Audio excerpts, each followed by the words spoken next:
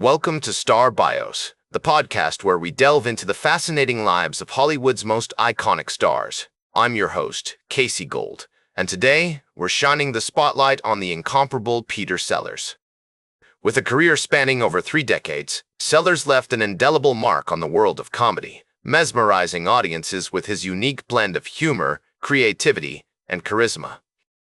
From his early days as a radio personality to his breakout roles on the big screen, Sellers' impact on the entertainment industry continues to be felt today.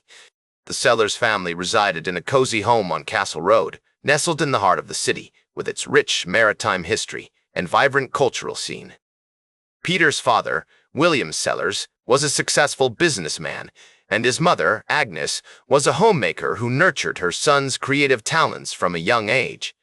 Growing up in Portsmouth during the 1920s and 1930s, Peter was surrounded by the sights and sounds of a bustling port city. He spent hours exploring the docks, watching the ships come and go, and listening to the stories of the sailors and dock workers who frequented the local pubs. These early experiences would later influence his comedic style, as he drew upon the rich tapestry of characters and accents that he encountered during his childhood. Peter's education began at the local St. Mark's Church of England school, where he developed a passion for acting and entertainment. His teachers encouraged his creativity, recognizing that he had a unique gift for making people laugh. As a young boy, Peter would often put on shows for his family and friends, performing impressions and sketches that left his audiences in stitches. One of the most significant influences on Peter's early life was his mother, Agnes. She recognized her son's talents and encouraged him to pursue a career in show business. Agnes would often take Peter to see live performances at the local theater, where he was mesmerized by the likes of Charlie Chaplin and Buster Keaton. These early experiences not only shaped Peter's comedic style, but also instilled in him a deep appreciation for the art of physical comedy. As Peter entered his teenage years, he began to develop a keen sense of observation, often mimicking the accents and mannerisms of the people he met. He was fascinated by the different social classes and cultures that existed in Portsmouth, from the dock workers to the naval officers, and he would often incorporate these characters into his comedy routines. His friends and family encouraged his antics, recognizing that he had a special gift for making people laugh. The Sellers family's social life was also an important part of Peter's early years. They would often host dinner parties and gatherings at their home, where Peter would entertain the guests with his jokes and impressions. These events helped to build his confidence as a performer and taught him how to think on his feet. His parents' friends, many of whom were involved in the local theater scene, would also regale Peter with stories of their experiences on stage, further fueling his passion for the performing arts. The seeds of his future success were sown in the streets of Portsmouth, where he developed a keen sense of observation and a passion for entertaining others. From his childhood home on Castle Road to the stages of the local theater, Peter Sellers' early life was marked by a series of experiences that would shape him into one of the most beloved comedians of all time. In the late 1940s, Peter began to make a name for himself as a radio personality, performing on various BBC shows, including The Goon Show, alongside Spike Milligan and Harry Seacombe. This iconic program allowed Peter to showcase his incredible vocal range and comedic talents, quickly gaining him a loyal following among British audiences.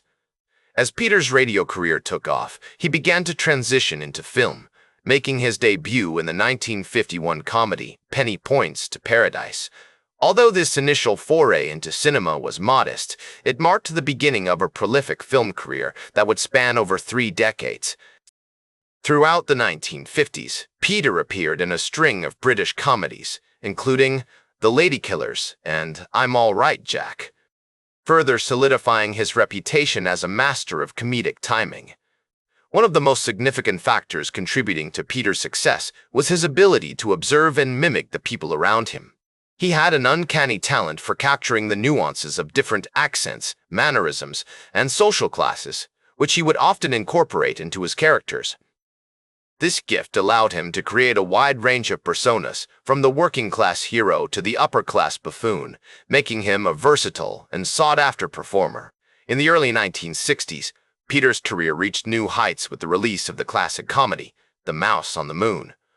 This film showcased his incredible physical comedy skills, as he played the role of a bumbling astronaut who inadvertently becomes embroiled in a space race between the United States and the Soviet Union.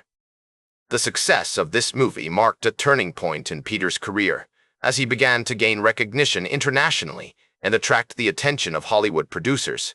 His work with directors like Alexander McKendrick and Brian Forbes, as well as his friendships with fellow comedians like Spike Milligan and Peter Cook, helped to refine his craft and push the boundaries of comedic storytelling. Throughout this period, Peter's personal life was also undergoing significant changes. In 1951, he married Anne Howe, a beautiful and talented actress who would become his partner both on and off screen.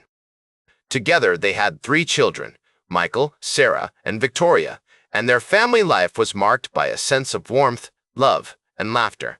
As one of the most beloved comedians of all time, Peter's legacy continues to inspire new generations of actors, writers, and directors. In the 1970s, Peter's personal life was marked by turmoil and tragedy.